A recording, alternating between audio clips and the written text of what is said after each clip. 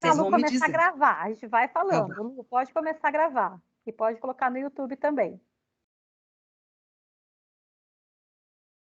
Olá, boa noite a todos, boa noite, associados, convidados. Essa noite nós temos aqui um assunto muito intrigante. Acredito que vai ser de grande proveito para todos os atuantes, sejam da área judicial ou extrajudicial. Estamos aqui, a Ad Notari, Associação Nacional de Direito Notarial Registral, que pauta pela difusão de conhecimento, pelo compartilhamento de experiências de conhecimento. Nós temos aos associados grupos específicos, que nós trocamos experiências, temos também cursos. Agora, no dia 28 de maio, nós teremos aí o curso de leilões judiciais e o registro de imóveis. As vagas estão aí limitadas, acredito até que semana que vem as vagas já se encerrem. Então, vamos aproveitar aí para que quem não garantiu a sua vaga, que garanta, porque o tempo aí, a procura está grande e teremos o Dr. Geórgios Alexandrides, que é leiloeiro, atuante no Tribunal de Justiça de São Paulo, o Dr. Josué Modesto Passos, juiz de direito com vasta experiência na área, e Dr. Kiko Naga, todo mundo conhece, o presidente da Ad Notari, também atuante na área de direito notarial registral, e temos aí grandes profissionais que vão agregar o conhecimento na área de arrematação judicial. Bem, hoje, dia 5 de maio de 2022, nós estamos aqui com a doutora Ana Raquel Fortunato. Ela é advogada, especialista em família e sucessões, em direito contratual pela EPD, mestranda em soluções extrajudiciais de conflitos empresariais, também pela EPD, economista pela PUC do Rio de Janeiro, é perita judicial, financeira, avaliação de empresas e grafotécnica, mediadora e facilitadora em justiça restaurativas e ambas pela EPM. Hoje nós vamos tratar sobre a necessária extrajudicialização do direito de família. Boa noite, doutora Ana, seja muito bem-vinda. A casa é sua e a palavra é sua. Seja muito bem-vinda e, em nome da Ad Notari, nós agradecemos a participação da doutora. Boa noite, muito obrigada, uma honra estar aqui falando em nome da Ad Notari, né, para todos vocês, agradeço por demais o convite, e nós vamos começar a falar sobre um tema palpitante hoje em dia, necessário, que é a extrajudicialização do direito, né? Não adianta, às vezes, só a gente ficar chovendo no molhado, vendo o quanto o judiciário está abarrotado, quanto ele não está satisfazendo as nossas expectativas, por ausência de estrutura mesmo, porque a gente precisa fazer alguma coisa, né? Então, a gente agora vai começar a conversar sobre isso. Eu posso compartilhar os slides? Vamos lá, vamos que vai dar certo, né? Acho que agora eu já aprendi.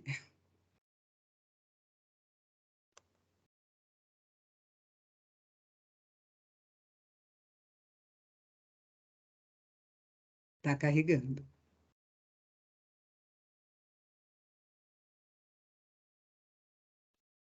Então, a gente vai falar sobre a necessária, né, extrajudicialização do direito de família. Até, olha, perguntas, se alguém quiser fazer algum comentário, ou falar naquele slide, tudo, ficam todos à vontade, está aberto para a gente ter um bate-papo.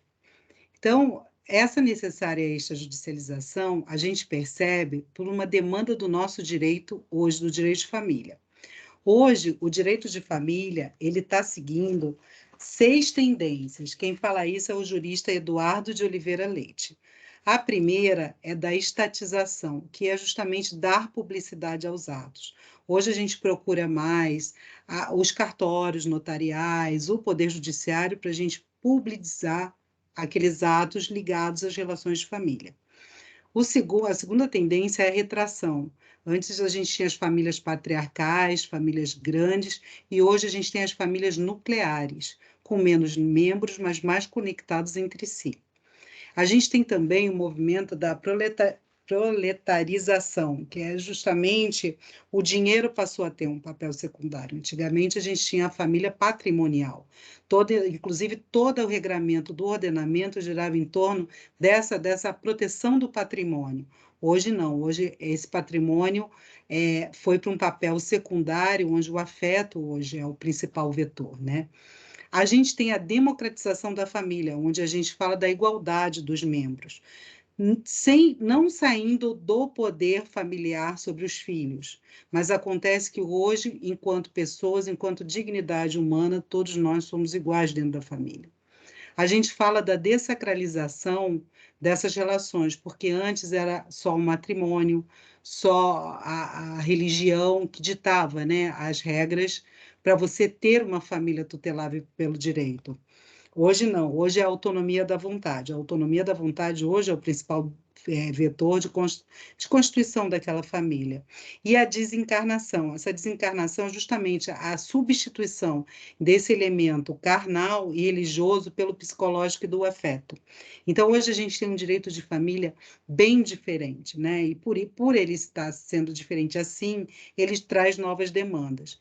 No nosso assunto, os principais efeitos que a gente vai estudar, vai investigar, na verdade, é essa dessacralização, o valor jurídico do afeto e a extrajudicialização. Essa é a nossa proposta.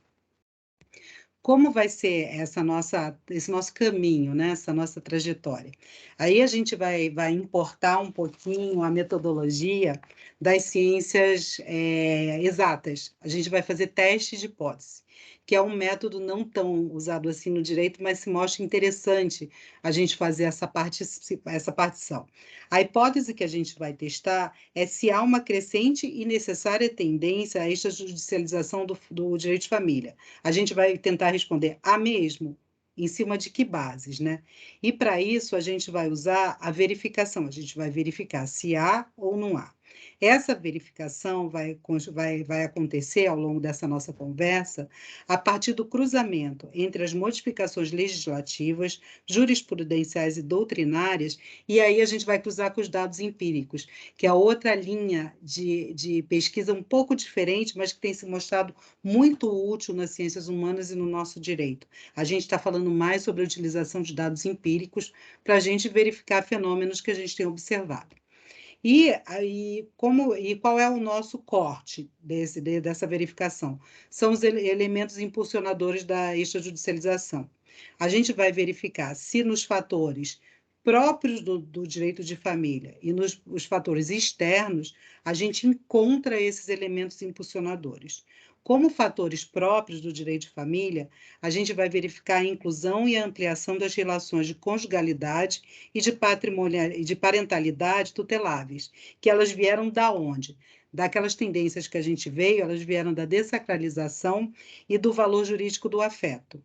E nos fatores que não são do direito de família, mas que são os que permeiam a nossa existência, a gente verifica nas características demográficas brasileiras e na capacidade de absorção do judiciário, se a gente tem mesmo uma necessária e se essa tendência é crescente da extrajudicialização.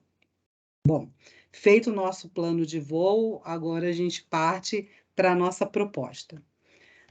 Quanto aos fatores endógenos, tudo vai girar em torno do quê? Né, dessa inclusão das relações que sempre existiram. Porque hoje o direito olhar para essas relações não quer dizer que elas não existiam no mundo fático, elas sempre existiram, mas elas eram postas à margem do nosso sistema. Então, quais são os principais institutos que trouxeram a inclusão das famílias para o ordenamento jurídico brasileiro, para elas serem, né, destinatárias de obrigações e de direitos, né? A dissolubilidade do casamento, o reconhecimento da união estável e a pluralidade dos vínculos de parentalidade. Então, agora, o que a gente vai fazer? A gente vai dar uma olhada na análise desse movimento, como houve essa inclusão, e aqui o interessante é a gente perceber que toda essa inclusão dos movimentos, elas mais ou menos seguem a mesma linha, né? A mesma linha inclusiva. Porque isso já faz a gente, além dessa parte histórica, a gente faz uma prospecção para o futuro, porque a gente ainda tem aberto outras relações fáticas que ainda não são absorvidas, como as famílias simultâneas e o poliamor. Eles existem, mas por enquanto ainda não são destinatários de direito. Então, a gente talvez perceba que esse movimento é a maneira de estar incluindo essas pessoas no ordenamento. Bom, a dissolubilidade do casamento, lá no direito romano, ela existia quase que de forma plena. Por quê? Porque o casamento era movido pela affectio maritalis. E ele era dissolvido pela morte, pelas nulidades do casamento e quando cessava a vontade. Mas aí veio o direito canônico e justamente a gente passou por uma indissolubilidade total do casamento. Por quê? Porque ele trouxe a sacramentalidade, onde o que acontecia? Para a gente dar a gente querer era livre. Eu quero constituir o vínculo, mas uma vez constituído, esse vínculo era indissolúvel. E assim ficou. Até que, em 1888, começou a entrar, começou a flexibilizar essa religiosidade, essa sacramentalidade, no sentido de exigir o registro civil. Esse registro civil deu origem ao casamento civil em 1891. Durante todo esse tempo, a sociedade conjugal podia ser dissolvida e até 1901 isso se chamava divórcio mesmo, mas depois ele passou a ser chamado desquite. Ele se desquite com essa pecha bem negativa mesmo de você não estar quites com a sociedade. Então isso traz todo o peso da época do que era o desquite.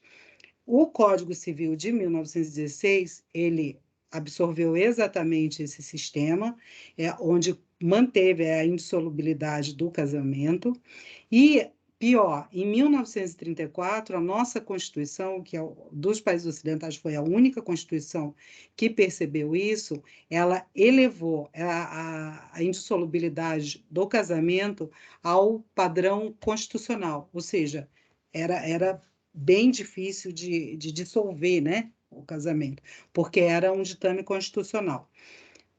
Quando ela começou a trazer a possibilidade foi só em 1977, pela emenda constitucional número 9. E aqui é interessante, porque eu acho que foi o único ato positivo que o AI-5 teve dessa época, porque para que os militares, eles né, regessem o Brasil da maneira que bem queriam, eles flexibilizaram o quórum constitucional, eles passaram do quórum qualificado para a maioria absoluta, e foi nesse momento que a emenda 9 passou, tirando a indissolubilidade do casamento da Constituição. Quando ela tirou essa indissolubilidade, veio a lei do divórcio no mesmo ano, onde inicialmente foi admitido um sistema onde a pessoa tinha que ser separada judicialmente por 3 anos, então tinha que ter essa separação prévia ainda, e pelo período de 3 anos, só podia pedir o divórcio uma única vez, e você tinha a cláusula de dureza. O que era essa cláusula de dureza para quem não é da época, né? Se o juiz achasse que, embora o casal suprisse todos os requisitos para o divórcio, aquele divórcio ia fazer muito mal para o outro, ele obrigava a pessoa a ficar casada ainda assim. Ou seja, você era obrigado a ficar dentro de uma relação que você não queria mais. E aí veio a lei do divórcio. A lei do divórcio, ela já trouxe esse sistema com esse que eu falei, desculpa. Aí veio a Constituição Federal. Na Constituição Federal de 88, ela que trouxe o sistema dualista do divórcio, onde ou se eu tivesse separado judicialmente há 1 ano, ou se eu tivesse separado de fato há 2 anos, era permitido o divórcio e era permitido o divórcio de forma múltipla. Então, ele começou a flexibilizar. O interessante da gente falar é que até esse ponto, até 1988, desde lá, do direito canônico, onde se admitiu o fim da sociedade conjugal, mas o casamento indissolúvel. Até essa sociedade ela exigia que o casal estivesse casado há pelo menos 2 anos. Se você não tivesse casado há pelo menos 2 anos, nem a isso você faria jus. E até a Constituição de 88 era exatamente a mesma coisa. O Código Civil de 2002 foi quem diminuiu esse prazo para 1 ano. Se o casal estivesse casado há 1 ano, ele tinha direito ao sistema dualista implantado pela Constituição. A liberdade plena mesmo de casamento, a dissolubilidade total, veio com a emenda constitucional de 66 de 2010. Quer dizer, a gente levou muitos anos para chegar nesse ponto, e isso, a gente só está nele há 12 anos, é relativamente pouco. Como é que esse novo sistema, né, da dissolubilidade plena impactou no mundo dos números, né, na população brasileira? De fato, embora ainda hoje exista essa discussão entre separação, se existe ainda a separação judicial, se não existe, fato é que hoje a separação judicial tem uma repercussão baixíssima. Sendo possível ou não sendo possível, o brasileiro não tem mais procurado essa separação. A gente vê que em 2013, praticamente, zerar não zerou, mas é muito pequena a repercussão dela na dissolubilidade das relações. Em compensação, em igual período, de 2007 a 2019, houve um aumento do divórcio. E os divórcios aumentaram em 112%, ou seja, eles dobraram, né?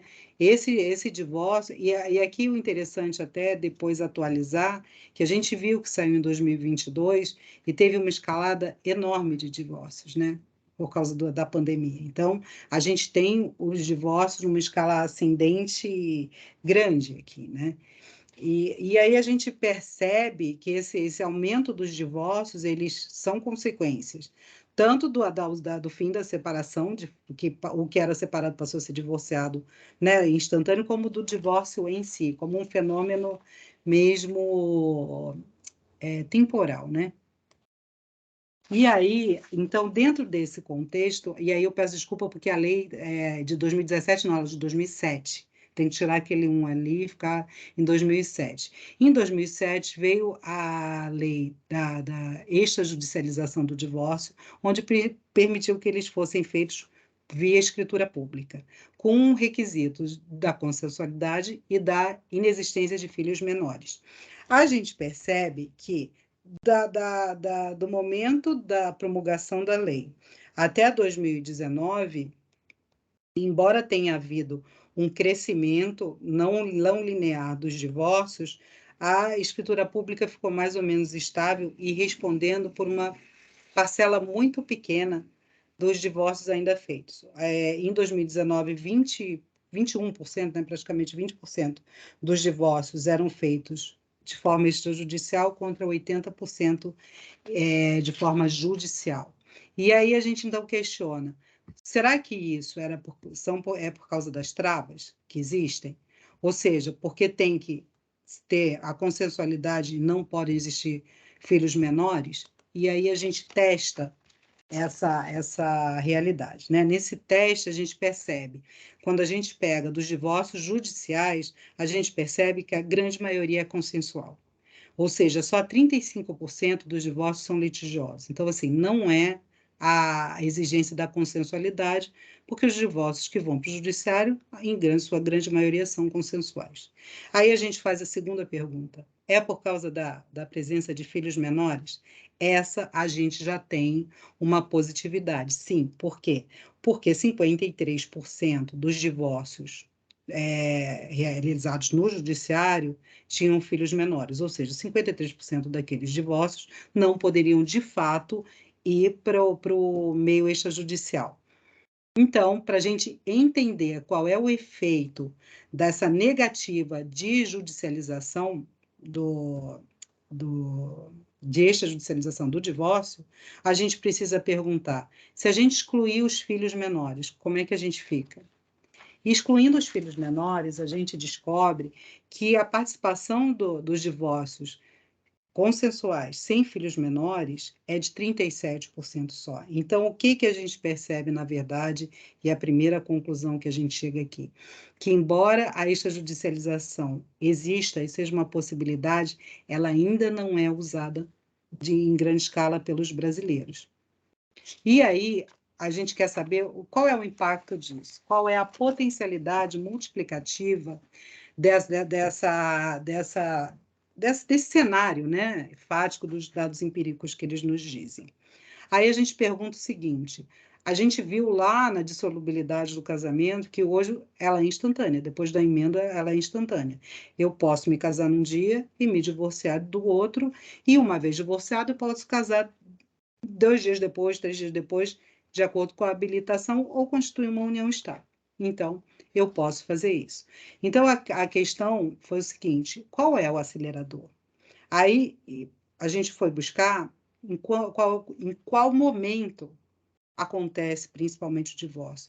E o principal momento são nos 5 primeiros anos de casamento, ou seja, são casamentos curtos. Então, se eu tenho casamentos curtos, eu tenho um senhor acelerador, porque eu vou casar, divorciar, casar, divorciar, casar, divorciar, né? E aqui é só um dado interessante que a gente percebe que, embora 31% dos casamentos sejam desfeitos nos primeiros 5 anos, a gente vê que o outro lado da moeda, o segundo maior nicho de desfazimento de casamentos, acontece casamentos de uniões de 20 anos ou mais, né? Isso é bem interessante mesmo. Provavelmente a síndrome do ninho vazio, quando o casal precisa se reencontrar e não se reconhece mais, né? Mas, então, dentro desse cenário que nos interessa aqui, são esses 5 primeiros anos, que mostram um acelerador. E quando eu vou buscar, tá bom, então as pessoas se divorciaram. Então, e os casamentos com uma pessoa divorciada? Para a gente ver se esse acelerador é de fato verídico, né? E aí a gente percebe o seguinte, que a gente vê que esses cônjuges divorciados, ainda entre 2007 e 2009, a maioria esmagadora dos casamentos ainda são entre solteiros. A gente ainda tem essa demanda reprimida, né? Mas que só 27% são entre pelo menos um dos membros divorciados. Mas, quando a gente vai olhar esse segmento, a gente vê que o percentual de casamentos com pelo menos um cônjuge divorciado, ele está crescendo. E ele cresceu de modo dobrado. Ele cresceu 110% no período. Ou seja, mais uma demanda represada que a gente tem aí. Então, nessa análise da dissolubilidade do casamento, o que a gente já pode concluir? A gente tem uma trajetória ascendente do número de divórcios judiciais no Brasil. A gente tem a concentração dos divórcios nos primeiros 5 anos de casamento e o aumento do número de casamentos quando pelo menos um dos cônjuges é divorciado. Então, qual a conclusão que a gente chega? A gente tem uma alta potencialidade de multiplicação de casamentos e divórcios atual e uma taxa reduzida de extrajudicialização. Ou seja, a gente tem uma demanda reprimida, a gente está com uma comporta que pode ceder com tanta pressão. Aí a gente vai para a análise do segundo elemento interno, endógeno, do próprio direito de família, que a gente se propôs a analisar, que é o reconhecimento da união estável. O reconhecimento da união estável seguiu a mesma linha do casamento.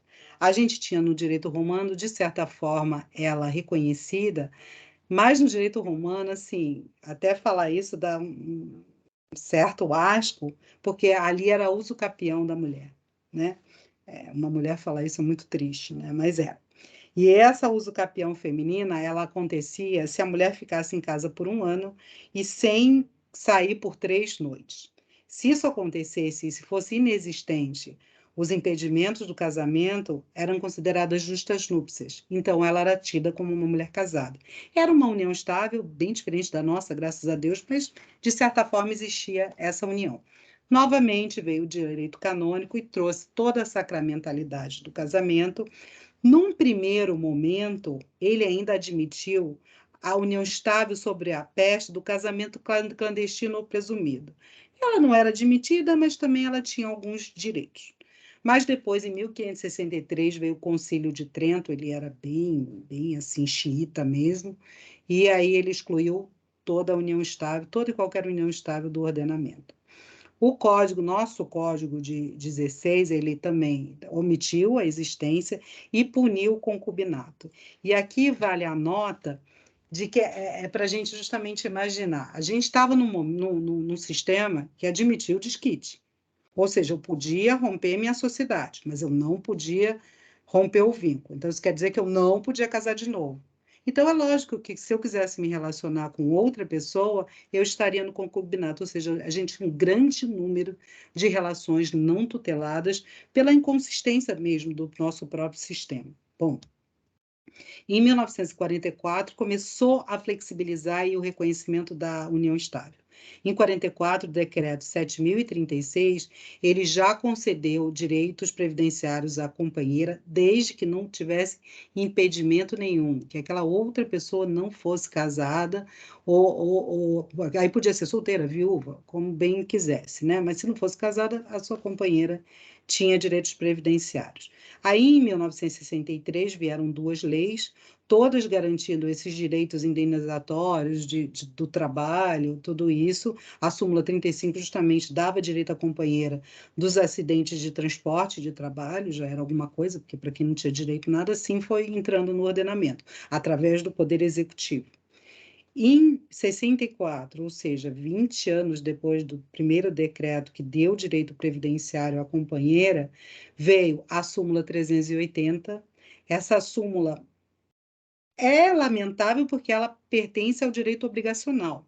Então, mas de qualquer maneira, ela já traz esse companheiro mais direitos oponíveis, né, contra aqueles que queriam tirar seus próprios direitos, né? E dentro dessa sociedade de fato, porque aquela união era tida como uma sociedade de fato, existia o direito indenizatório ao serviço de cama, mesa e banho. Também é outra coisa lamentável da gente falar, mas infelizmente foi assim que a história evoluiu. Mas no mesmo ano já veio a súmula 382 do STF, que reconheceu a afetividade, ou seja, reconheceu que aquela relação ela não podia estar no âmbito obrigacional e que aquela pessoa tinha direito, sem provar aquela sociedade de fato. Aquela sociedade de fato, pelo escopo de família, ela já era presumida.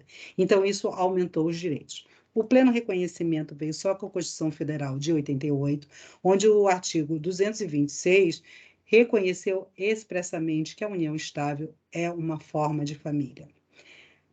Embora as leis constitucionais sejam dotadas de autoexecutoriedade, só em 94 veio a primeira lei que, de fato, deu parâmetros mais concretos para esse reconhecimento da união estável, e ela exigia pelo menos 5 anos de união ou prole para que ela fosse configurada. Mas já 2 anos depois, em 96, veio a Lei 9.278, que aí já reconheceu a união estável do jeito que ela é hoje. Você tinha que só ostentar o estado de casado, né? Você tinha que ter a convivência duradoura, vocês deviam se tratar como homem e mulher e deviam, como marido e mulher, né? E deviam ter a reputação, ter o ânimo de constituir família e serem vistos assim. E passou a ter esse prazo exigido de 5 anos e também a exigência de morar no mesmo teto. O Código Civil incorporou exatamente os ditames dessa lei, diferenciou o concubinato, que passou para uma parcela muito pequena, né, que a maioria passou a ser abrangida pelo guarda-chuva da união estável, e o provimento 37 permitiu o registro civil das uniões estáveis, inclusive os contratos de convivência, como hoje a gente tem. Então, a gente passou da exclusão total para o reconhecimento pleno. Em números, como que isso ficou? Não repercutiu tanto o reconhecimento judicial do reconhecimento e da dissolução da união estável. Só 13% que cresceu entre 2014 e 2019. E aqui é uma outra nota importante. Na verdade, quando a gente vai para o judiciário, a gente vai mesmo pedir a dissolução, porque o reconhecimento da união estável é fático, ele é um ato-fato jurídico. E como ele é um ato-fato, ele basta acontecer para ele existir. Aliás, essa é uma das principais fontes de instabilidade do nosso sistema, porque a gente não sabe se está vivendo em união estável ou não. Tudo vai depender que momento aquele ato-fato se perfaz e que momento o regime de bens passa a incidir, né? Mas, de qualquer maneira, a união estável foi reconhecida, foi incorporada, passou a ser destinatária de direitos e deveres. Mas não teve muita repercussão dentro do cenário fático de números, né? E aí a gente passa para o reconhecimento da união estável entre pessoas do mesmo sexo. O direito canônico, obviamente, ele teve a exclusão total. Até na França, com base nessa exclusão, foi criada a teoria da inexistência do negócio jurídico, que é a maneira para não reconhecer juridicamente a união de duas pessoas do mesmo sexo, à época, foi dizer que a união sequer existia. Não se passou nem para o campo da validade. E assim ficou por muitos e muitos anos, até que em 98, o recurso especial 148.897 de Minas Gerais, ele reconheceu o direito obrigacional do casal aplicando aquela súmula 380 do STF, que, embora lamentável, pelo menos ela reconhece que existe uma sociedade de fato e que existe o direito à indenização do outro companheiro, né, pela convivência. Em 2010, já trouxe essa união para o campo da família, do direito de família. A gente saiu do campo obrigacional quando o recurso especial 889-852 do Rio Grande do Sul, ele reconheceu a possibilidade de adoção conjunta de pessoas do mesmo sexo que viviam em união. A união estável mesmo entre as pessoas homoafetivas, ela só foi reconhecida para valer em 2011, através da ADPF 132 e da ADI 4.277, que reconheceu expressamente que, independente da diversidade dos gêneros, né? As pessoas podiam viver em união se assim desejassem, e que a elas aplicariam as mesmas regras da união estável. Então, a derivação lógica, como está na nossa Constituição, que as uniões podem ser convertidas em casamento, o RESP 1.183.378 do Rio Grande do Sul reconheceu a possibilidade de conversão da união estável em casamento, e aí o provimento 175 de 2013 regrou toda a habilitação para o casamento entre essas pessoas. Embora todos esses direitos reconhecidos, e dessa vez a diferença que existe da união estável para a união estável homoafetiva, por forma do reconhecimento, a união estável entre pessoas de gêneros diferentes aconteceu através do Poder Executivo. A união estável entre pessoas de igual gênero aconteceu através do Judiciário, através dos recursos especiais e com efeito vinculante, que foi a ADI e a DPF. Bom, apesar de todos esses direitos, houve uma baixa adesão aos casamentos. A gente, olhando os dados entre 2013 e 2019, a gente percebe que nem um pouco mais de 0,5% dos casamentos são entre pessoas de igual sexo, né? Então, ele está numa escala ascendente, mas numa expressividade muito pequena. Ainda não teve, as pessoas não aderiram ainda. O que isso significa? Que quando elas aderirem, vai ser mais. Aqui é uma caracterização de mais uma demanda represada, porque eles existem, só que não aderiram. Mas quando eles vierem a aderir, a gente vai precisar dessa extrajudicialização. Bom, finda, né? Findo os fatores endógenos da conjugalidade, agora, falando de direito de família, a gente vai para o campo da parentalidade. E aqui a gente discute a filiação socioafetiva e a multiparentalidade. Pelo Código de 16, porque a gente começa de um sistema de uma filiação matrimonial presumida, onde existia uma total discriminação entre os filhos. O nosso Código de 16, a família era apenas a patrimonial e a matrimonial exclusiva, existia uma diferenciação total de filhos, onde eles eram divididos entre legitimados, legítimos e ilegítimos, sendo que os legitimados e os ilegítimos eram tidos como os filhos bastardos, que foi uma pecha muito negativa que a gente ouviu por muito tempo. Eu acredito que muitos adultos hoje ainda sofram os efeitos psicológicos dessa exclusão, que infelizmente a nossa sociedade fez, né? Aí, assim, continuou até 42, quando em 42 veio o decreto 4.377 e a lei 883 de 49, que permitiu o reconhecimento do filho extramatrimonial após o fim do casamento do genitor. Ou seja, se o genitor fosse casado, ainda que todos soubessem que era filho, ele ia continuar sem ter pai na certidão de nascimento e continuar não reconhecido. Em 77, esse reconhecimento já começou a melhorar com a lei do divórcio, onde o que aconteceu? A lei do divórcio, ela previa a igualdade de herança, o reconhecimento pós-morte e a investigação de paternidade. Já era alguma coisa, porque esses filhos, pelo menos, começaram a ser reconhecidos como filhos. E aí passaram a ter, pelo menos, a igualdade de herança, independente de onde eles tinham vindo. Até aqui, o principal determinante da filiação era a presunção. Se ele nascesse do casamento, ele era filho. Se ele não nascesse, ele não era. E aí, em 1979, o jurista que a gente perdeu há pouco tempo, né? O professor João Batista Vilela, português, ele criou a teoria da desbiologização da paternidade. Nisso, aqui foi a porta de entrada para o afeto no vínculo da filiação, né? Na parentalidade, onde o filho era filho se ele ostentasse o estado de filho, ou seja, se eles se tratassem como pai e filho, se a sociedade os visse como pais e filhos, e se eles levassem o nome daquele pai que deu o nome para ele. Então, ele era tido filho como qualquer filho derivado da presunção. Em 85, veio o exame do DNA. E ele trouxe para a gente outro fator importante, o fator biológico. Então, a gente passou a ter, convivendo, a presunção, a gente passou a ter esse boom biológico, onde os filhos começaram a ser filhos a partir da identificação do DNA, e essa socioafetividade engatinhando, porque ela teve a teoria, mas ela não foi tão admitida assim.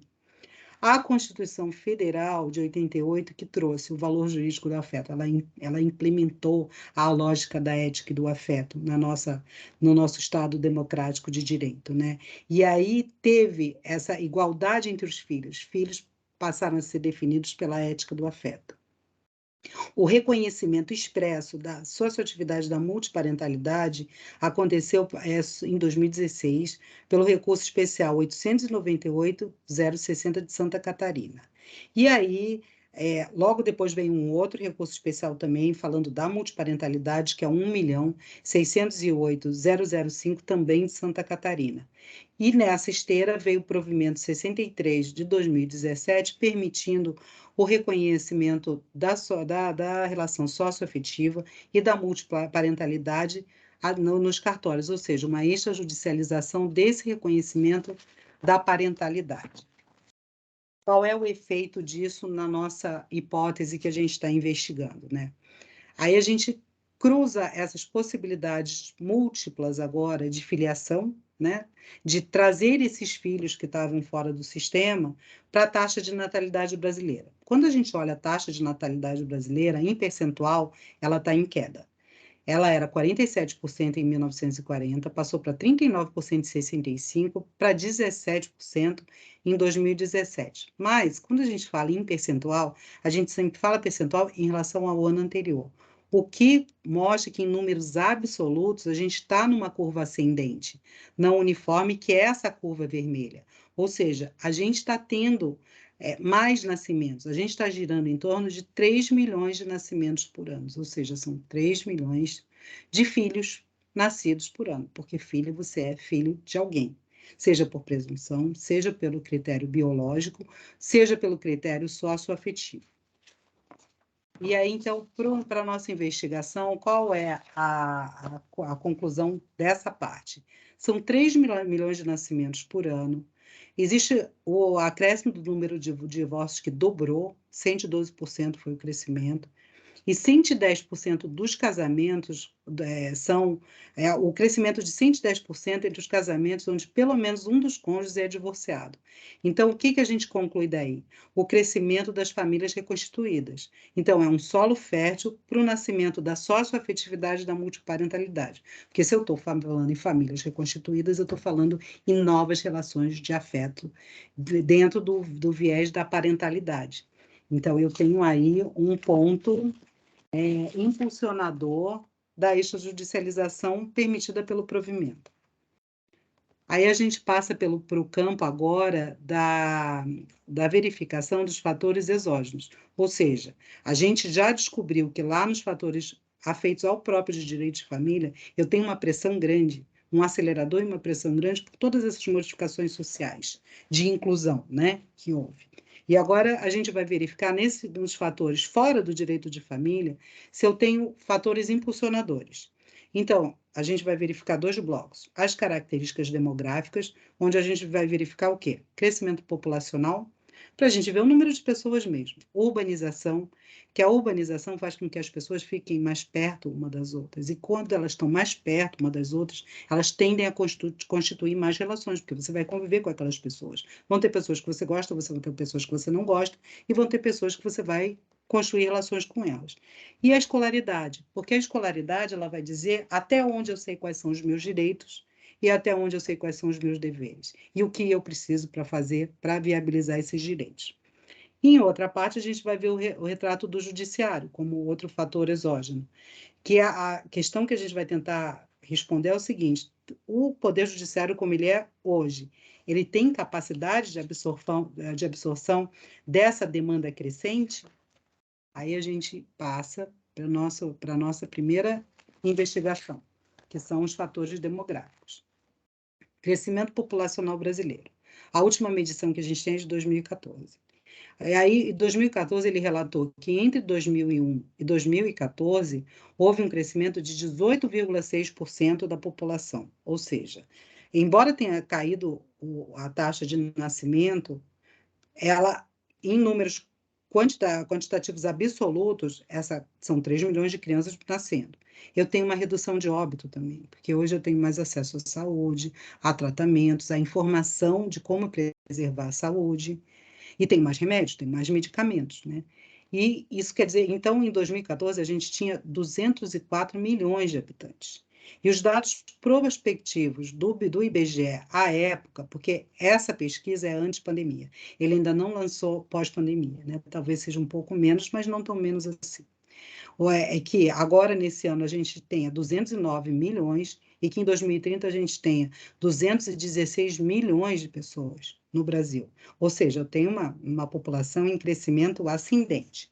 Junto com isso, eu tenho uma crescente urbanização, ou seja, está havendo uma migração do campo para as cidades, o que significa que as pessoas estão mais perto umas das outras e, como a gente falou, mais aptas a construir relações, né? Construir e destruir relações e constituir de novo, e de novo, e de novo.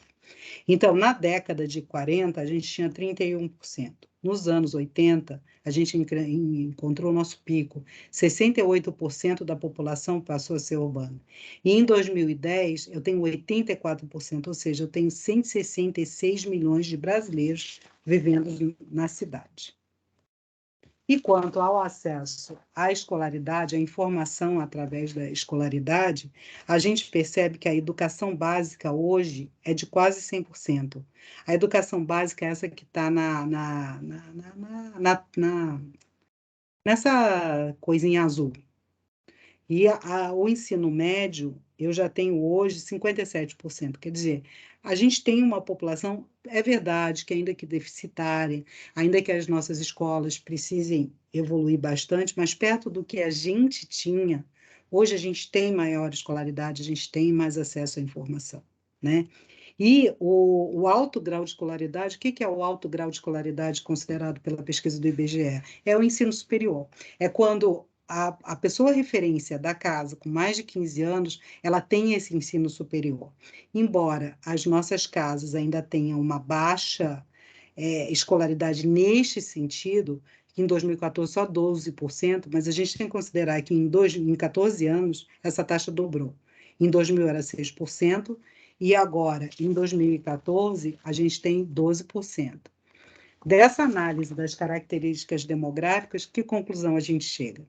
3 milhões de nascimento, crescimento populacional de 1 milhão de pessoas por ano, alto índice de urbanização, ou seja, eu tenho 84% de pessoas na cidade, da população brasileira como um todo, né? Que o que a gente vê são 166 milhões de brasileiros morando nos centros urbanos.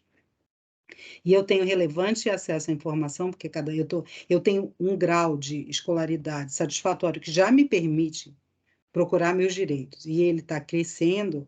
Então, qual é a conclusão desse fator externo? Que existe um acelerador da multiplicação e da busca pela satisfação dos direitos das famílias tuteladas, ou seja, mais um representante dessa demanda.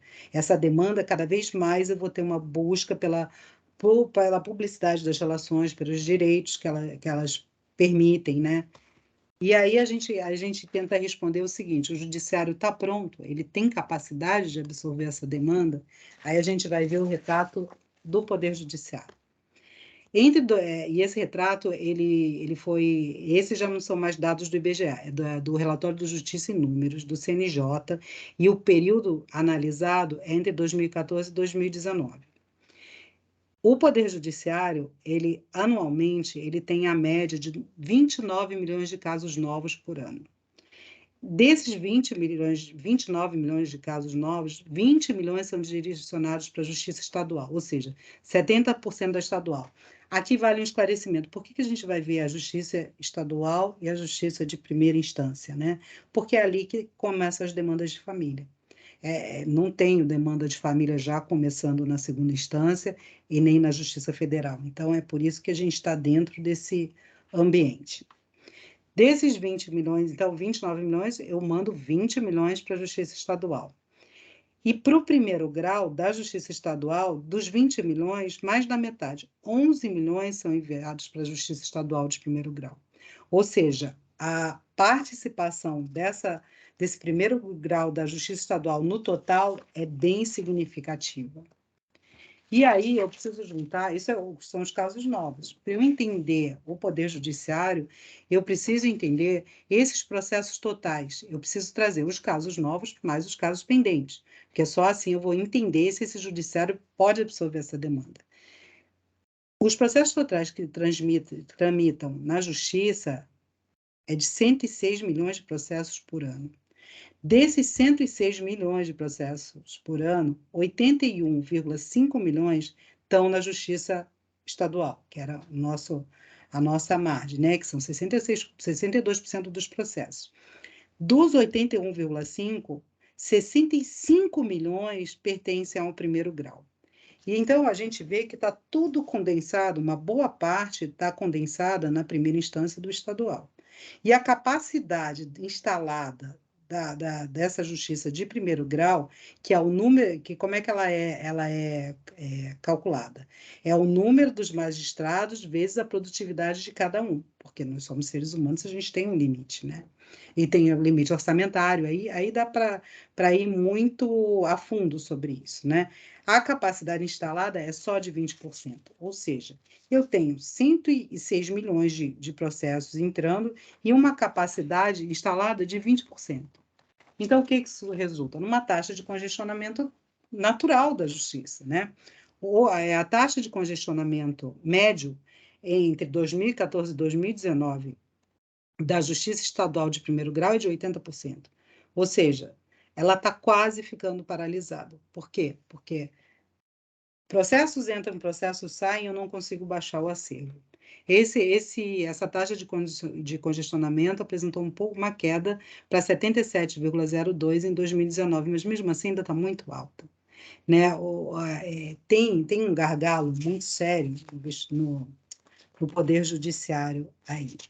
E aí eu preciso entender agora, dentro dessa taxa estadual de congestionamento da Justiça Estadual de primeiro grau, qual é a participação do direito de família? Por quê? Porque aí eu vou responder, a gente vai buscar a resposta do seguinte: A gente precisa extrajudicializar? A gente tem essa tendência necessária? A gente está precisando, porque o judiciário não tem capacidade de absorver essas demandas? Então, analisando esses números, a gente chega à conclusão o quê? Que daqueles 20 milhões de novos casos totais da Justiça Estadual de primeiro grau, o líder mesmo é o direito civil, com 25%. Dentro do direito civil, então, quer dizer, o nosso direito de família está lá no direito civil, não é o penal, não é o tributário, não é o administrativo, é o civil. Dentro do nosso direito de civil, como é que é a composição desse nicho? A gente tem o direito das obrigações respondendo por 51%, então aí já não é o nosso direito de família. Mas, em segundo lugar, vem o direito de família. Ele responde por 31% desses processos em trâmite, desses processos que congestionam. Esses 31% corresponde a 2,5 milhões de casos novos, ou seja, 8% dos casos novos totais, eles vêm do nosso direito de família. E dentro aí, porque cada vez mais a gente vai afunilando a nossa lupa para entender se ele vem de um lugar que a gente pode extrajudicializar. Por quê? Porque hoje a gente ainda não tem contratualização do direito de família. Então, enquanto a gente não tiver essa contratualização, essa disponibilidade do direito de família, eu preciso da tutela do Ministério Público, eu preciso da tutela do Judiciário para resolver as questões, né? Então, dentro do direito de família, o que a gente chega à conclusão? Alimentos responde por 42%. Então, a gente não pode fazer nada dos alimentos, porque os alimentos ainda precisam ser via judiciária, a gente ainda não tem uma possibilidade de extrajudicialização. Mas os casamentos respondem por 23% e as relações de parentesco por 22%. Ou seja, quando a gente junta o casamento e as relações de parentesco, que a gente sabe que existe já as leis de extrajudicialização dessas relações, a gente percebe que 45% vem de relações que a gente pode extrajudicializar, ou seja, eu passo os alimentos. Então, a extrajudicialização passa a ser uma solução para esse congestionamento. Por quê? Porque eu tenho casamento e relação de parentesco que eu posso mandar lá para extrajudicialização. Dentro dessa parte do casamento e das relações de parentesco, agora a gente põe uma lupa de novo. É algo que eu posso mandar mesmo? Dos casamentos, a maioria é de solução, divórcio, ou seja, 80% das demandas são divórcio, ou seja, sim, os casamentos sim. Agora, já das relações de parentesco, eu percebo que 52% guarda. Se 52% guarda, não. Eu não posso mandar para lá, porque a guarda ainda cabe ao Poder Judiciário. E em relação à união estável, eu tenho baixíssima expressividade, eu tenho só 6%. Então, união estável ainda não é o meu problema aqui. Qual é a conclusão, então, feita, né, toda essa análise, como é que a gente testa, então, a nossa hipótese formulada? Primeiro, o que a gente concluiu? Existe uma significativa inclusão das relações de parentalidade e conjugalidade na tutela do direito de família, via dissolução do casamento, que hoje ela é plena e instantânea, do amplo reconhecimento das uniões estáveis como entidades familiares, e aqui a gente coloca independente de gêneros diferentes ou iguais, o que traz bastante relações para essa tutela de direitos e deveres, e a pluralidade na construção de vínculos parentais. Eu tenho as presunções, a ciência e o afeto. E quando eu falo afeto, eu falo uma multiparentalidade possível, né? Então, isso multiplica mais ainda. Então, qual é dessa primeira conclusão? Existe uma multiplicação das demandas por publicização e soluções dos conflitos dessas famílias, né? Dessa conjugalidade e dessa própria parentalidade. Porque a parentalidade vai gerar sucessão, vai gerar direito aos alimentos, vai gerar direito à guarda, porque uma vez filho é filho, não importa como foi construído esse vínculo de filiação. A segunda parte, a gente viu que a gente constatou a constatação de um esgotamento do Poder Judiciário. Ou seja, e dentro desse esgotamento, a gente tem uma importante participação do direito de família como fonte de congestionamento. Ou seja, qual é a conclusão? Eu tenho uma incapacidade de absorção de novas demandas. Então, a nossa hipótese que a gente se propôs aqui a testar, se existia mesmo essa necessária tendência à extrajudicialização do direito de família, ela foi testada e confirmada. Por quê? Porque existe uma realidade tensional reconhecida das medidas de extrajudicialização concretizadas.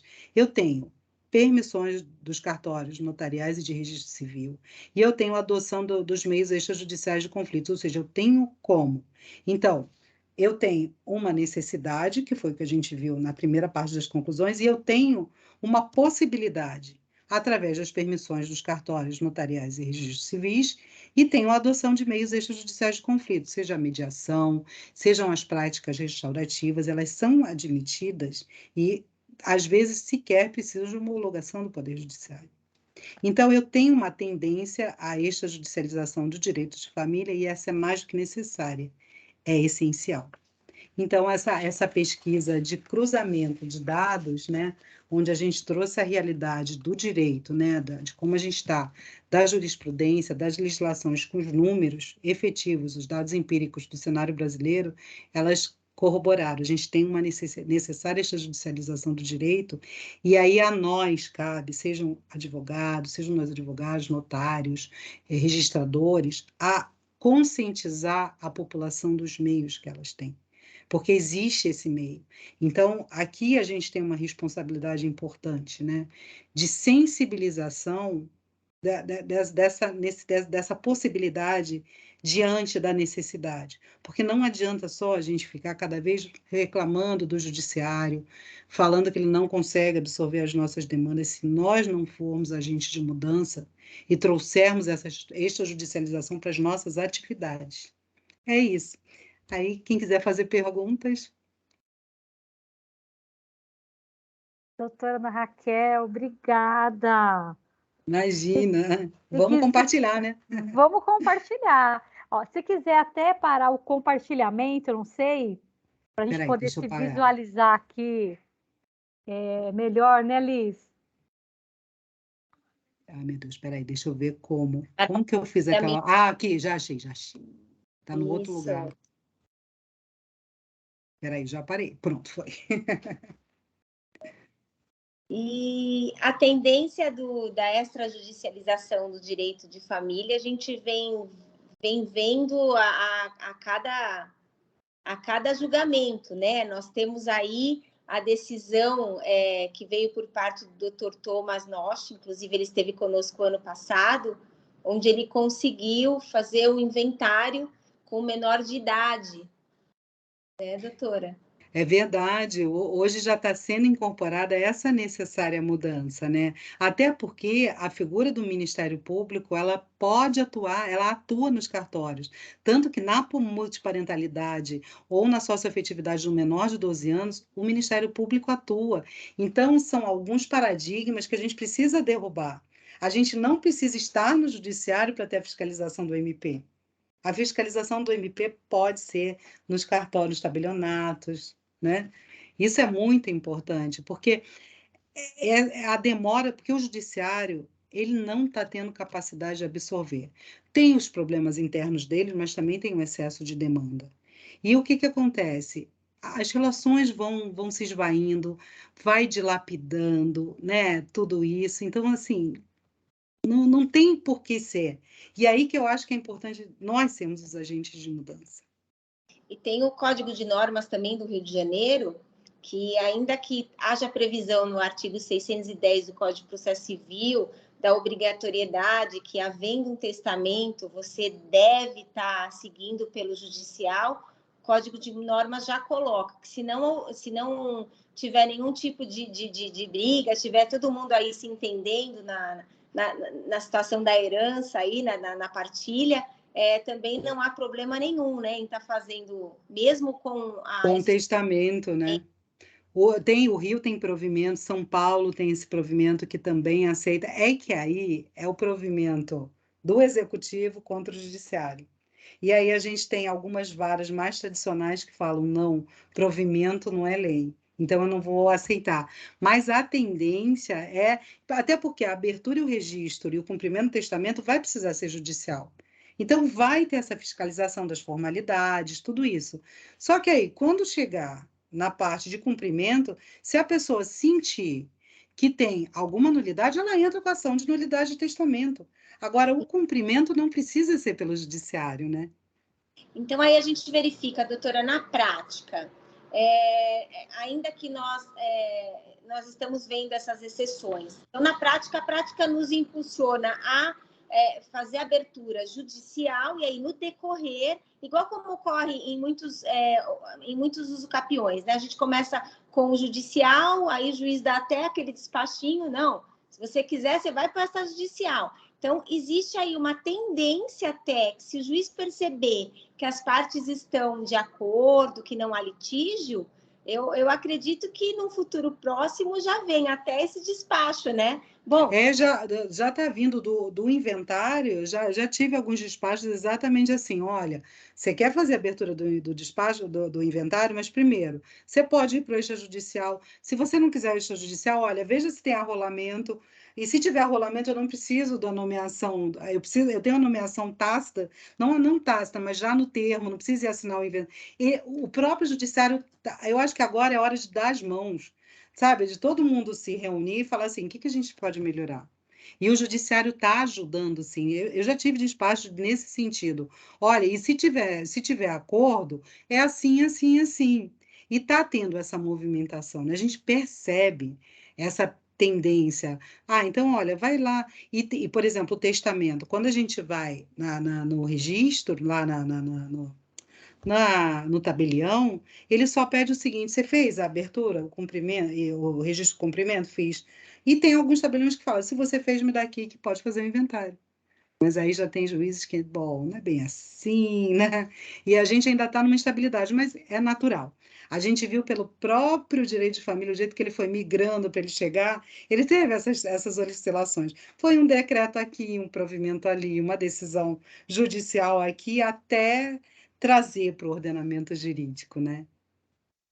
Tem uma pergunta aqui no chat da doutora Su Paula. Ela pergunta o seguinte: se eu entendo que o Sejusc ele ajudou na homologação judicial, e talvez ele seja o início dessa visão. Com certeza, os Sejusc são importantíssimos. E tem uma prática pouco conhecida no Sejusc, que é o pré-processual.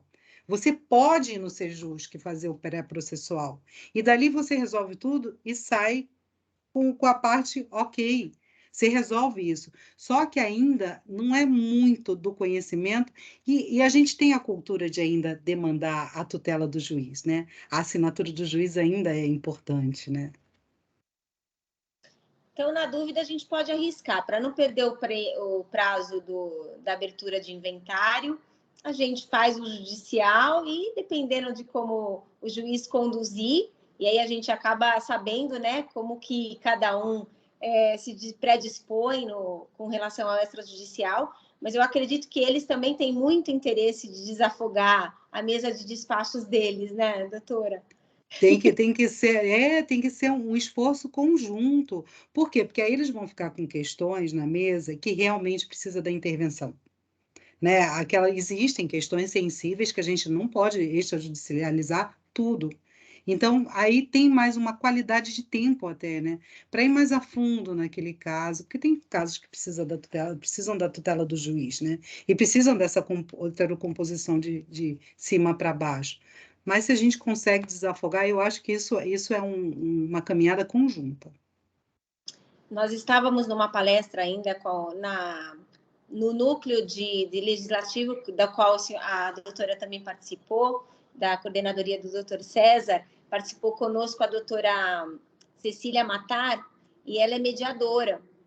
E ela até nos colocou que a cada vez mais os tabeliães buscam o auxílio desses mediadores para que haja maior procura também para a parte extrajudicial, e aí tem essa terceira pessoa que vem de uma forma neutra para tentar aproximar as partes numa conciliação e resolver ainda de uma forma mais célere, ainda estando na parte extrajudicial.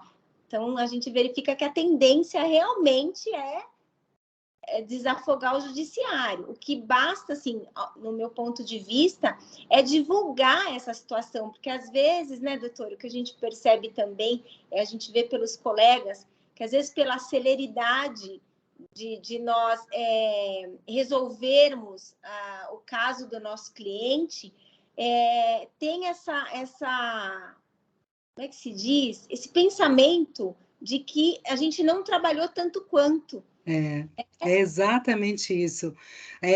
Por isso que a gente ainda tem também resistência para esses meios extrajudiciais, principalmente de autocomposição, né? Porque fica com aquela sensação, puxa, mas e aí? Eu não trabalhei? Lógico que trabalhou para costurar aquele acordo, tudo isso é um trabalho. É um trabalho diferente e diga-se o seguinte, que atende mais a necessidade das pessoas. Porque quando a gente leva para o judiciário, uma terceira pessoa que não te conhece vai resolver a sua relação. Agora, quando você traz para a mesa, principalmente da autocomposição, você passa a ser protagonista da história. Então, você vai trazer tutelas mais interessantes e que vão ser cumpridas, porque você ajudou a construir. Agora, você leva para o judiciário, é uma terceira pessoa que não te conhece, que vai dizer o que você tem que fazer, e vai chegar um dado momento que você vai falar, não vou fazer. E vamos ver o que acontece. Por quê? Porque você não está engajado. Não foi você que fez, né? É diferente, é um outro olhar. Existe essa necessidade da extrajudicialização para desafogamento, mas também existe para otimização das soluções, para as pessoas se sentirem contempladas. Puxa, tá bom, eu estava num conflito aqui, mas pelo menos um pouco eu consegui ver o outro. Porque quando tem esse diálogo, a comunicação, eu consigo ver o ponto de vista do outro, que nem sempre no judiciário a gente tem essa possibilidade, né? A gente verifica, assim, às vezes até entre nós, alguns colegas falam, não, peraí, como é que eu vou cobrar tantos por cento sobre a partilha e resolver em 30, 60 dias e cobrar o mesmo valor que eu cobraria no judicial, né? Então, o que a gente tem que passar para o nosso cliente é o seguinte, eu vou resolver em 60, em meio ano ou até em um ano, mas se você for ao judiciário, isso vai levar 5, 6, 10 anos, você precisa do imóvel agora. Então, é essa forma de trabalhar que a gente tem que começar a trabalhar também na cabeça dos colegas advogados, né? Para tirar esse preconceito, né? Esse preconceito de, olha, mas se for rápido... Não, mas se for rápido pode ser, inclusive, eficiente, porque eu tiro essa dilapidação de relações, patrimonial, tudo isso. Poxa, ia perguntar, você não quer ser protagonista da sua história? Você quer mesmo dar a sua história na mão de uma outra pessoa? Você não quer ajudar a construir? Tá bom, você talvez, na família, você odeia o outro, mas conversa com ele alguma coisa que talvez você desconstrua paradigmas que você construiu na sua cabeça que talvez esteja no mundo da fantasia, né? Aí a psicanálise também explica. Muito bom, e aí, né? A figura do mediador nessa parte extrajudicial é super importante, né, doutora? É fundamental. A gente não consegue, às vezes, convencer ambos. Porque ainda que você esteja tentando ou atuando tanto para o casal, em alguma proposta que você faça, ele já fica naquela, mas será que ela está do meu lado mesmo? Ou está do lado dele? Não tem a necessária imparcialidade, né? Porque a imparcialidade é um momento que as partes se sentem seguras, né? Elas se sentem acolhidas e seguras quando elas percebem que existe aquela imparcialidade de fato, naquela tratativa, naquela conversa, né? É o diálogo, gente, é a comunicação. Pois é. Vocês também, só falando aqui, não sei se a doutora Alessandra depois vai querer fazer alguma colocação. Nossa, eu também, assim, achei super interessante toda essa linha do tempo, doutora Raquel, porque eu também atuo já há bastante tempo. Eu sou da época em que a gente fazia separação lá no fórum, em que você ia no carro, o advogado, as partes, as duas testemunhas do carro, tudo junto.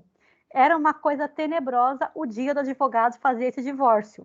Não, e a hipocrisia, né? Não, separação, né? Muitas vezes. Você chegava lá no fórum, as partes, duas testemunhas, dentro do carro, aquele clima horrível. A gente chegava 1h da tarde, distribuía aquela petição. Totalmente constrangedor, né? constrangedor, aguardava o juiz chamar, ouvir, quer dizer, era uma coisa tenebrosa. Eu acho que quem não passou por isso não tem ideia de quanto a lei 11.441, acho que é esse o número, de 2007, revolucionou isso. Ajudou. Porque as partes estavam de acordo. Quer dizer, você levava duas testemunhas para quê? Para falar, olha, realmente eles estão separados, né? Muitas vezes era uma separação. Pois é, a hipocrisia dessas testemunhas, gente, porque era assim. Era amiga, vizinha. Ah, eu conheço, sim, eles são separados. Para quê? Então, É e muito será que estão assim, mesmo, né? Era um requisito que não era cumprido, né? Porque, tá lá 2 anos, eles estão sim. Sim, então. Então, assim, é muito legal hoje a gente ter isso no cartório. Quem não passou isso não sabe o quanto é importante, né? Acho que tirou, olha o peso que tirou do cartório, quer dizer, iam vários advogados, ficavam lá distribuindo aquela petição, muitas vezes, né, para fazer ali na hora. Então, acho que isso é muito importante de trazer isso, né, realmente para o extrajudicial. Né? A gente fica muito feliz de ver quem vivenciou isso sabe o quanto é importante, né? E essa parte hoje muito também do inventário, né? O inventário extrajudicial, que até ali nosso amigo ali, doutor Alessandro, faz muito, né? E que nos auxilia muito com isso. Nessa questão também do testamento, que às vezes inviabilizava, e que hoje, que a Alice também trouxe, né? Em que é possível, né, você fazer também, acho que é bem interessante. Você quer fazer alguma colocação também aí, doutor Alessandro? Por favor. Foi muito bom, né? Realmente, a história demonstra muita coisa boa que aconteceu de lá para cá e vários tropeços, né? A gente fica pensando, né? Meu Deus do céu, o que a gente viveu, né? Os nossos antepassados sofreram bastante. Pelo amor de Deus, as mulheres, então, não tem nem nome. A gente não devia estudar história, porque dá uma raiva. Principalmente no Brasil, né? Mas, enfim, eu me recordei agora com a fala da doutora Andréia, em 2007, em fevereiro, quando eu fui chamado pelo tabelião, e ele falou, caiu uma bomba para a gente no cartório. E eu falei, o que aconteceu, doutor? Ele falou, você acredita que aprovaram uma lei que agora vai fazer inventário e cartório? Olha que coisa horrível. Então, o tabelião falou, então veja o pensamento. É o sentir, né? É o sentir, né? Ele falou, nós estamos ferrados agora, né? E, assim, começaram a chegar as perguntas, né? Na época foi bem veiculado, e você chegava no cartório para saber como era feito o inventário, todo mundo saía correndo, ninguém queria saber disso, né? E aí, aqueles que tiveram sorte, como eu, de fazer o primeiro curso no colégio notarial, e depois nós recebemos uma minuta padrão, porque aí cada um estava fazendo uma minuta, chegava no registro de imóveis, cada um de um jeito, o registro devolvia tudo. Quando isso foi centralizado e criaram uma minuta única, que é mais ou menos a mesma que a gente usa até hoje, aí sim a coisa começou a mudar, e aí a gente viu que isso iria mudar para muito melhor, né? Até mesmo, por isso que na época eu me especializei em inventários, porque um escrevente bom no cartório fazia 20 escrituras, 30 escrituras por mês. Eu cheguei a fazer 60 inventários em um mês. Então, era realmente uma fábrica de inventários, por quê? Porque quando você pega o jeito, você faz isso muito mais rápido, né? Os colegas que mexem com isso hoje no cartório, quem é especialista nisso, consegue realmente fazer um inventário em 30, 60 dias, e aí vem a questão, né, que a doutora falou, de como é que você vai cobrar isso, né? Como é que você cobra os 6% sobre isso? Porque, infelizmente, no meio da classe, a gente tem aquelas pessoas que cobram um salário mínimo para ir assinar, né?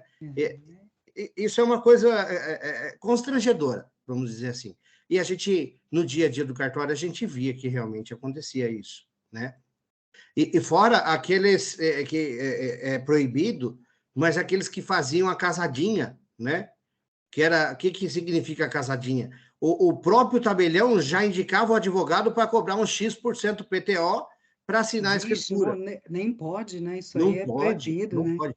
É expressamente proibido, o tabelião perde o cartório se for denunciado e for comprovado isso. Houveram as melhoras, né? E aí, só para mim encerrar minha fala, doutora, professora, uma coisa que eu achei muito interessante, que chegou há pouco tempo ao meu conhecimento, foi num processo de curatela que saiu um alvará para que a viúva que estava interdita, que ela pudesse receber, através da escritura pública, a meação dela. Olha, quer dizer, como vulnerável ela não poderia, né? Exatamente, porque a lei fala É, que não pode ter menores e não, nem e nem capazes. vulnerável, Isso aconteceu aqui em São Paulo, foi uma vara civil aqui de olha, São Paulo que saiu essa decisão, desculpa, uma vara de família que saiu essa decisão, e isso colabora para que comece a virar jurisprudência. Então, o caso concreto era que o quê? Ela tinha que receber a metade, a meação dela do imóvel, e os 3 filhos receberiam cada um sexto da coisa, né, do imóvel. E aí, o juiz, foi um pedido bem feito pelo advogado, né? Não é meu conhecido advogado, mas ele conseguiu chegar no cartório com o alvará, informando que o juiz, tendo em vista que não haveria nenhuma modificação na partilha e que isso aprovaria a celeridade da finalização do processo do inventário extrajudicial, ele autorizou a fazer via cartório. olha. Isso é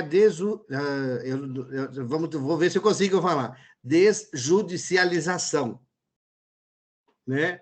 Então, realmente, ainda tem muita coisa a se fazer, né? Mas a gente vê que o judiciário ele está aberto Tá junto, ele não está contra, ele tá, acho que é bom para todo mundo.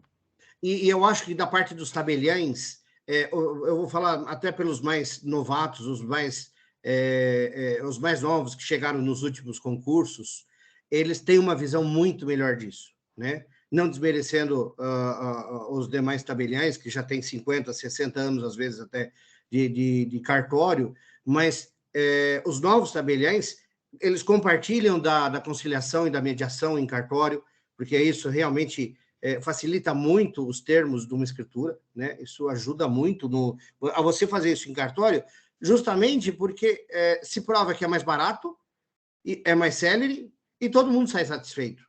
Todos ganham. Né? Para Então, essa senhora, por exemplo, né, a tutela da ameação, pode ser muito que ela tenha usado no tratamento dela.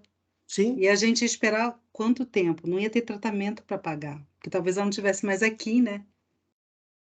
Então, eu fiquei muito feliz quando eu vi essa decisão, e assim, eu cheguei a peticionar, num caso que eu tinha, mas infelizmente a viúva faleceu no meio tempo, não deu tempo da juíza analisar o pedido, eu tive que pedir a extinção devido ao falecimento dela. Mas eu queria muito que saísse, porque eu ia publicar em todo lugar, eu ia realmente levar para os 4 ventos, falando, olha, eu consegui uma decisão aqui para o interdito ter uma escritura pública de inventário. Mas vai conseguir, mas vai chegar, vai chegar. É isso aí. Muito obrigado, foi muito bom, e é sempre muito bom estar na Adnotária, a gente sempre aprende um pouquinho cada vez que a gente participa, e isso é muito bom. Acho que até isso que a Alessandro colocou, acho que nós também temos que começar a fazer, de repente, fazer esses requerimentos também, porque o advogado não tem conhecimento muitas vezes também. Ele fala, isso não pode fazer no cartório, e pronto, acabou, ele se conforma, né? Então, nós temos que voltar a ser advogado e manifestar o nosso inconformismo, falar, peraí, não pode por quê? E levar isso para o juiz analisar, né? Dê-me os fatos que eu lhe daria o jeito de dar os fatos para ele e falar, excelência, é isso. Então, acho que é possível, né? Isso que acho que essa colocação é interessante por isso também, né? E é bem esse o objetivo da nossa academia, né? É reunir essas experiências, é a troca dessas experiências, são as nossas reuniões das coordenadorias, porque são nelas que a gente começa a ter mais engajamento na forma de peticionar, na forma de pedir, de trazer a jurisprudência, fazer as coisas acontecerem, porque as coisas só acontecem por conta dos advogados que encaram o diferente. Ah, mas ninguém nunca fez. A gente tem que fazer. Como é que como o doutor Alessandro disse, se ele não faz, a gente não vê o resultado. Então, nós temos aí a doutora Nayara, que abriu a câmera. Se quiser dar uma palavrinha com a gente, fica à vontade. Alguém mais quer fazer alguma pergunta? Na verdade, só parabenizar a doutora Ana Raquel, porque foi uma excelente aula, né? Essa linha do tempo, essa construção que ela fez, e realmente é muito necessário essa extrajudicialização do direito de família. Foi muito bem observado pelo colega Alessandro também essa jurisprudência que eu já tinha acompanhado. E só agradecer, né, por poder participar aqui dessa aula. Parabéns. Obrigada, doutora. Obrigada. E o bom é que vai estar gravada essa aula para a gente poder rever, né? Porque são questões que a gente depois tem que analisar toda aquela linha do tempo, né? É porque a história ensina muito para a gente, né? Quando a gente vai lá buscar na história, porque tem horas que a gente acha, puxa, não vai ter jeito, não sei o quê, mas quando a gente olha lá, puxa vida, quanto a gente já andou e não percebeu, né? E não é um longo espaço de tempo, né? Deu uma acelerada boa nos De últimos desquite tempos. para separação judicial e divórcio, né? Pois é, a gente está falando de 77, quer dizer, não Perfeito. é tanto tempo, né? Assim, né? E desquite. Nossa, tinha umas palavras, desquite, bastardo. Que isso, gente? Que isso? Era É, assim um negócio muito, né, pejorativo. triste, é verdade. Mas a gente tem que estudar para a gente poder entender onde nós estamos, né? E É, procurar e, sempre evoluir. e ser agente de mudança, É verdade, né? também, né? Sejamos. Quando a doutora traz esse traçado da história, a gente que não, às vezes não viveu aquele começo, tudo, a gente fica imaginando, né? Por que as mulheres eram tão dependentes do marido? É, Porque o próprio judiciário podava essa independência, né?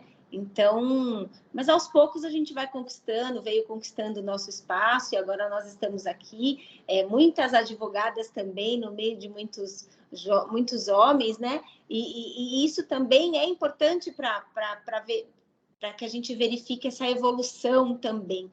A evolução do direito de família ajudou bastante a mulher a conquistar o seu sim, espaço no ambiente profissional, né? e tem Ele tinha reflexo em tantas áreas, né? Porque quando a gente fala, violência doméstica, a violência doméstica está diretamente ligada à dependência. Então, Exato. aqui no direito de família, a gente atinge lá na violência doméstica.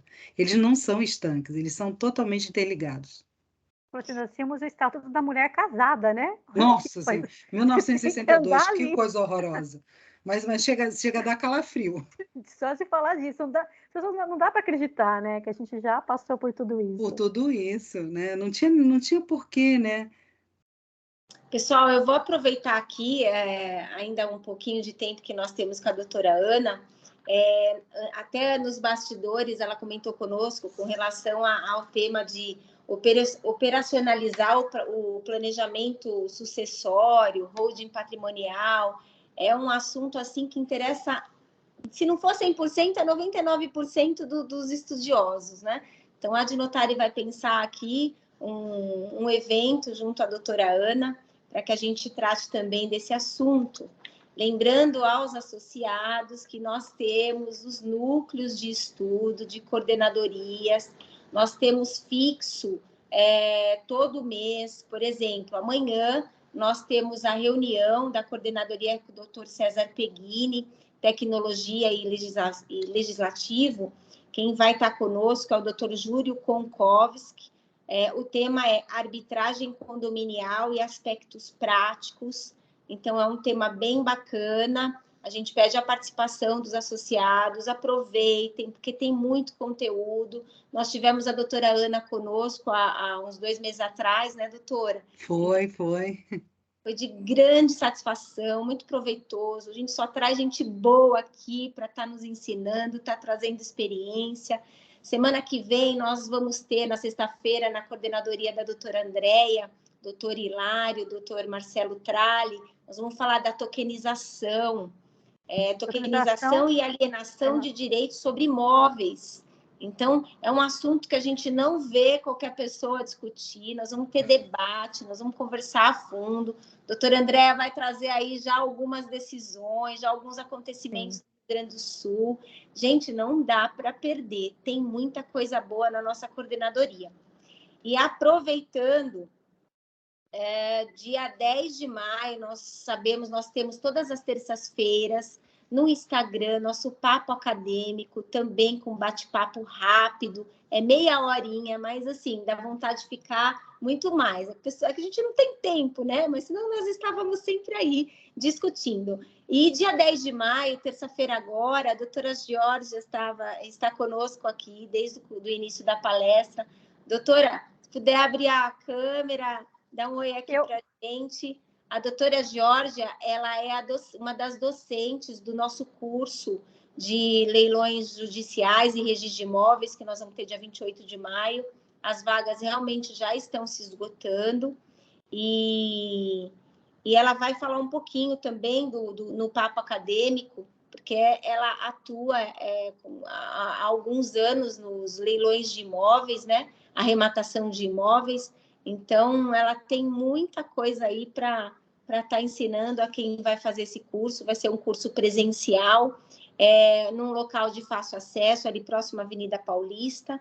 Então, quem está preocupado, como é que eu vou fazer para estar chegando ao local? Gente, é pertinho, é perto do metrô, ali na Avenida Paulista, todo mundo se conhece. Estacionamento próximo, já evento presencial, a gente está com uma saudade do presencial. Se vê, né? Vai ter um cafezinho para a gente tomar ali. Vamos aproveitar, vai ter coffee break, vai ter o network. Vai ter humanidade, né? Vai ter humanidade. Vai ter café e bolo. Opa! A doutora Georgia, ela até mandou mensagem, mas ela teve um compromisso. Ela ficou até agora, ela saiu, tá com 5 minutinhos que ela teve que sair. Eu acho que eu falei demais, doutora, e estou aqui, pegando tempo do pessoal. Mas na terça-feira, ela vai ser uma das professoras desse curso, né? Como a gente falou, vai ser o professor Kikunaga, doutor Josué Modesto Passo, doutor George Alexandrides, que é leiloeiro público, e a doutora Georgia, que é advogada especialista em leilão. Então, vai ser um curso completo, né? Que nós vamos ter no dia 28 de maio, a gente está aí vendendo já o segundo lote, e a gente já está praticamente com todas as vagas esgotadas, né, Liz? Na segunda-feira nós estávamos com 60% das vagas, agora nós já estamos com 80% das vagas preenchidas, então tem aí algumas só, eu acredito que até amanhã as vagas se encerrem. Mas, doutora, considerações finais? A senhora fica à vontade, a palavra é sua. Eu só tenho que agradecer, gente, muito, muito obrigada pela acolhida, por essa noite que foi uma delícia. Obrigada por a gente discutir o tema, por esse espaço para a gente conversar coisas tão importantes, né? Que para a nossa profissão de advogado, mas também para o social, porque na verdade a gente está falando para a coletividade, né? Então eu só tenho que agradecer, uma honra estar aqui. Obrigado pelo convite. E qualquer coisa, estou aqui. Antes de encerrar, só estou vendo que está a doutora Maria Neiva. Se ela puder abrir, só falar um oizinho, só para a gente terminar aqui, que ela é da comissão de Barueri. Olha aí. É da nossa comissão. Sou eu. Quero agradecer demais, um conteúdo super rico. Me sinto muito grata por participar dessa exposição, mesmo que passivamente. Foi assim uma riqueza de conhecimento. Muita gratidão, doutora Ana, nossa presidente da Comissão de Direito Sucessório. Estou muito feliz de participar junto aí. Nós vamos, fé em Deus, ampliar nossos conhecimentos. Vamos ter muito trabalho pela frente. Tá, a doutora Neiva, a doutora Débora, a doutora Nayara, todas da comissão. A gente tem aí esse trabalho aí pela frente do planejamento. Doutora Andréia. Todos aí. Se quiserem abrir a câmera, a gente tira uma foto aqui, né, Liz? Vamos. O que você acha? Vamos tirar uma foto, gente? O Alessandro pode ficar aí, ó. Representar também. Vamos aí, quem puder tirar umas fotos, depois compartilha. A Notário compartilha depois lá no Instagram. Aí vocês seguem lá, quem puder. Eu vou tirar uma foto aqui. Vamos organizar, então, um evento aí com a comissão de Barueri, não é? Vamos. Respeitar aí os nossos contatos. Fazer um evento conjunto, né? Vamos sim. Gente, vamos marcar. Eu achei a ideia excelente de fazer um evento conjunto. A AGE Notária é muito voltada para o direito notarial e registral. Então, a gente faz um evento Que é voltado a para o essência notarial e do registral. planejamento sucessório, porque sem o notarial e registral, a gente não concretiza. Vai ser tudo no mundo das ideias, né? A Sim, gente não consegue concretizar. gente, E eu não aí, sei se eu acho achei que a eu foto falei aqui. mais, mas deixa eu só fazer mais um convitinho. Aqueles que estão conosco e ainda não se associaram, o investimento é apenas R$300 o ano. Nós temos, os associados têm, como eu disse, as coordenadorias, nós temos a revista Treino Livre, nós temos publicações de artigos, então, temos material exclusivo, então, nós temos muita coisa para estar compartilhando com os associados. E temos também o prazer imenso de estar trocando essa energia, esse conhecimento, e o objetivo nosso é realmente esse. Alguém quer falar mais alguma coisa? A gente tomou bastante tempo da doutora Ana, eu quero... Imagina, é uma delícia estar entre amigos. Olha, nós, em nome da Aginotária, eu quero realmente agradecer, nós agradecemos imensamente a sua participação, conteúdo riquíssimo, uma noite super agradável. Por nós aqui, nós ficaríamos ainda muito mais, mas a gente sabe que depois de um longo tempo aí, um longo dia de trabalho, a gente sabe que o horário já está avançado, mas nós só temos gratidão, só agradecer a todos vocês pela presença.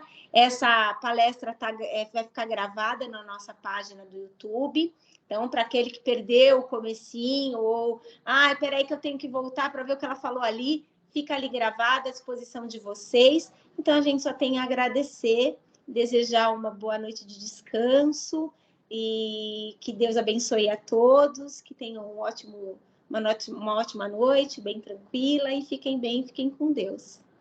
Obrigada, gente. Amém. Fiquem todos com Deus também. Obrigada, gente. Até quinta-feira estaremos aqui novamente com o Dr. Homero Medeiros. Opa, E é isso aí. Até mais. Boa noite, turma. Boa noite. Boa Obrigada. noite, boa noite. Boa noite. Obrigada, gente. Tchau, tchau. Obrigada. Obrigado, professora. Boa noite.